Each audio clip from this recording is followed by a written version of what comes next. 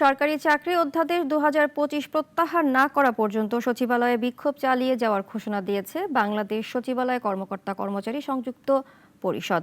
অধ্যাদেশের খসড়াকে কালাকানুন আখ্যায়িত করে বলেছেন, এটি প্রত্যাহার না করা পর্যন্ত তারা অবস্থান কর্মসূচি চালিয়ে যাবেন। তাদের দাবি পর্যালোচনায় 10 সদস্যের কমিটি গঠন করেছেন জনপ্রশাসন মন্ত্রণালয়।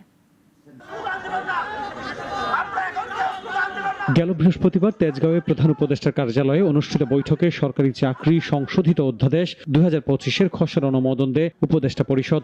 এরপরই প্রতিবাদে নামে বিভিন্ন কর্মকর্তা কর্মচারী সংগঠন।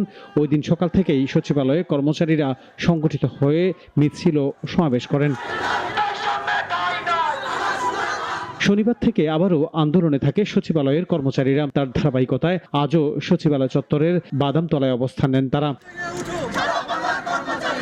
কর্মচারীদের দমন নিপীড়ন করার উদ্দেশ্যে এটা দ্বারা নির্যাতিত হব, নিষ্পেষিত হব এবং আমাদেরকে মিসইউজ করা হবে। আর সকল আইন শুধুমাত্র আমাদের ক্ষেত্রে প্রযোজ্য হবে, ঊর্ধ্বতন কর্মকর্তাদের কোনো কিছুই হবে না। সংখ্যক কর্মচারীর উপস্থিতিতে মিছিল থেকে স্লোগান দেওয়া হয়, অবৈধ কালো আইন মানব না। মিছিল সচিবালয়ের ভিতরে বিভিন্ন এলাকা প্রদক্ষিণ করে।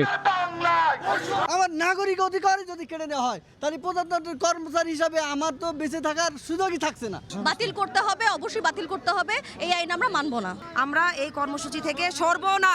আন্দোলনকারীরা বলছেন, এই আইন জারি হলে কর্মচারীদের চিন্তা ও বিবেকের স্বাধীনতা সংকুচিত হবে, বেশি হবে ক্ষমতার অপব্যবহার। বিভিন্ন কারণে অপছন্দের কর্মকর্তা কর্মচারীরা কর্মক্ষেত্রে নাজেহাল হওয়া সহ তৈরি হবে চাকরি হারানোর আশঙ্কা। নতুন অধ্যাদেশের খসড়া অবিলম্বে বাতিল করতে হবে বলেও জানান তারা। আনোয়ার হোসেন, নাগরিক, ঢাকা।